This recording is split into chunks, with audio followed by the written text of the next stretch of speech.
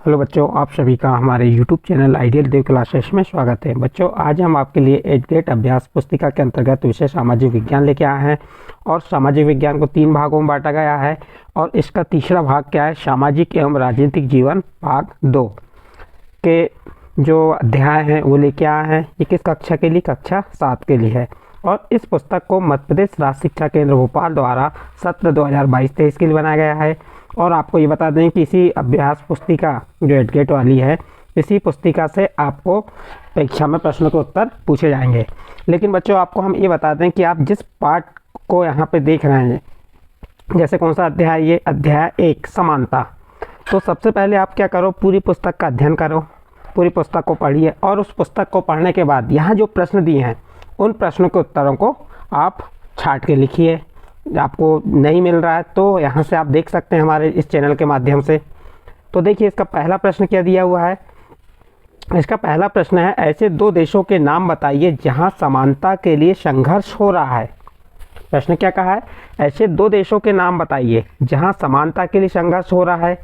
आप बच्चों, इसका जो उत्तर है, आपकी जो राजनीतिक और सामाजिक जीवन पाठ्य पुस्तक के पृष्ठ क्रमांक 12 से इसका उत्तर खोज के लिख सकते हैं। देखिए, हमने यहाँ पे बताया इसका उत्तर क्या है, भारतीय लोकतंत्र एवं संयुक्त राज्य अमेरिका में जहाँ समानता के लिए क्या हो रहा है, संघर्ष हो रहा है। तो इस प्रकार से बच्चों आपका जो प्रश्न क्रमांक 1 है इसका उत्तर कंप्लीट हुआ। इसके बाद प्रश्न क्रमांक 2 क्या कह रहा है, देखिए प्रश्न क्रमांक 2 को समझिए। संविधान किसे कहते हैं? प्रश्न क्या कह रहा है, संविधान किसे कहते हैं। आप इसका उत्तर कहाँ देख सकते हैं, सामाजिक एवं राजनीतिक जीवन जो पाठ्य पुस्तक के पृष्ठ क्रमांक 15 में इसका उत्तर खोज सकते हैं और देख सकते हैं। तो प्रश्न था, संविधान किसे कहते हैं। तो आपका उत्तर क्या होगा, संविधान वह दस्तावेज है, संविधान क्या है, एक दस्तावेज है जिसमें देश की जनता व सरकार द्वारा पालन किए जाने वाले नियमों और अधिनियमों को निरूपित किया जाता है या किया गया है। प्रश्न था, संविधान किसे कहते हैं। तो संविधान वह दस्तावेज है, संविधान क्या है, एक दस्तावेज है जिसमें देश की जनता व सरकार द्वारा पालन किए जाने वाले नियमों और अधिनियमों को निरूपित किया गया है। तो इस प्रकार से आपका प्रश्न नंबर 2 का उत्तर कंप्लीट हुआ। इसके बाद प्रश्न नंबर 3 देखते हैं। प्रश्न नंबर 3 में क्या कह रहा है, समानता स्थापित करने के लिए संविधान में क्या क्या प्रावधान किए गए। प्रश्न क्या है, समानता स्थापित करने के लिए संविधान में क्या क्या प्रावधान किए गए हैं। आप इसका उत्तर कहाँ देख सकते हैं, आपकी सामाजिक एवं राजनीतिक जीवन की पाठ्य पुस्तक के पृष्ठ क्रमांक 10 में इसका उत्तर को खोज सकते हैं और लिख सकते हैं। इसके पहले ही हमने आपको बताया कि आप पूरे पाठ का अध्ययन कीजिए, पूरे पाठ को पढ़िए, उसके बाद आपको जो प्रश्न है यहाँ पे उसको टिक मार्क करके रख लीजिए, उस आधार पर भी इसका उत्तर लिख सकते हैं। तो देखिए, इसका उत्तर क्या है, समानता स्थापित करने के लिए संविधान में निम्न प्रावधान है। नंबर 1, कानून की दृष्टि से हर व्यक्ति समान है।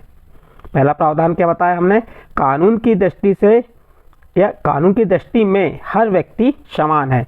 नंबर 2 में क्या है, किसी भी व्यक्ति के साथ उसके धर्म, जाति, वंश, जन्म स्थान के आधार पर भेदभाव नहीं किया जा सकता। तो इस प्रकार से आप प्रश्न नंबर 3 का उत्तर लिख सकते हैं। इसके बाद प्रश्न नंबर 4 देखिए।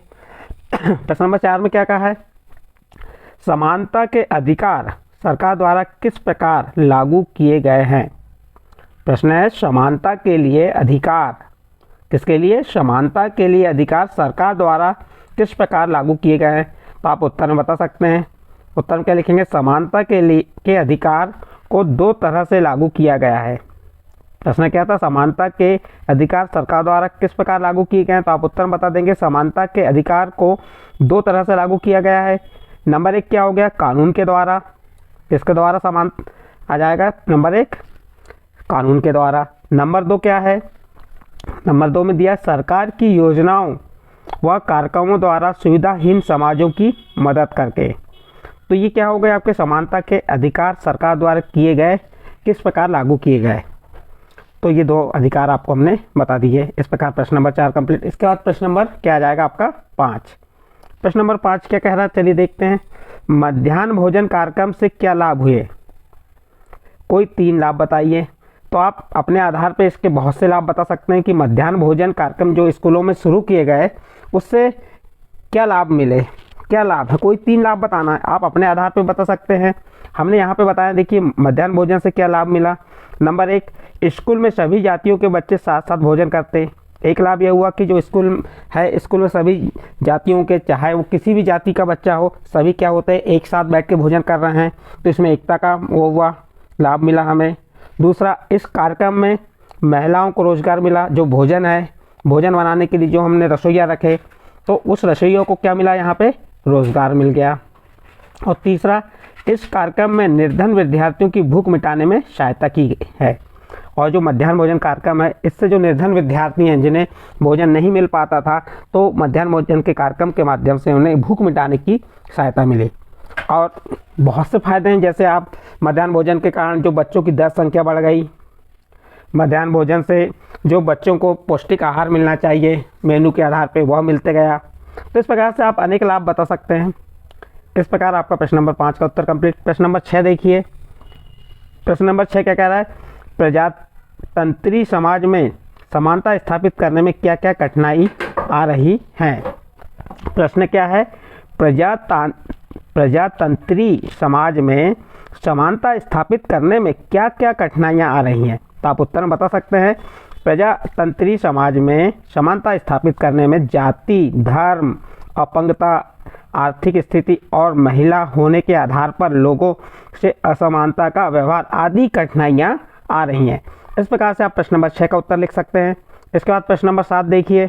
प्रश्न नंबर 7 में क्या कहा है, अफ्रीकी अमेरिकनों, क्या है, अफ्रीकी अमेरिकनों को नागरिक अधिकार आंदोलन क्यों चलाना पड़ा। प्रश्न क्या है, अफ्रीकी अमेरिकनों को नागरिक अधिकार आंदोलन क्यों चलाना पड़ा।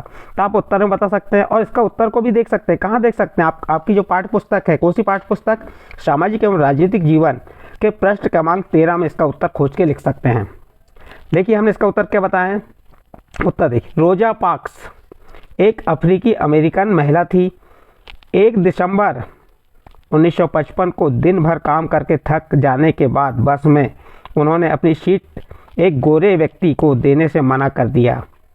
उस दिन उसके इनकार से अफ्रीकी अमेरिकनों के साथ अब असमानता को लेकर विशाल आंदोलन प्रारंभ हो गया, जो नागरिक अधिकार आंदोलन कहलाया। तो इस प्रकार बच्चों आप इस प्रश्न का उत्तर यहाँ पे लिख सकते हैं। प्रश्न नंबर 7 यहाँ पे कंप्लीट होता है। इसके बाद प्रश्न नंबर 8 देख, तो आपके यहाँ प्रश्न 7 ही दिया है। तो इस प्रकार से आपका जो अध्याय कौन सा, अध्याय 1 समानता समाप्त होता है। यदि आपको इसकी प्रश्नोत्तरी समझ आई हो तो आप हमारे चैनल आइडियल देव क्लासेस को सब्सक्राइब कीजिए, लाइक कीजिए एवं अन्य ग्रुप में शेयर जरूर कीजिए।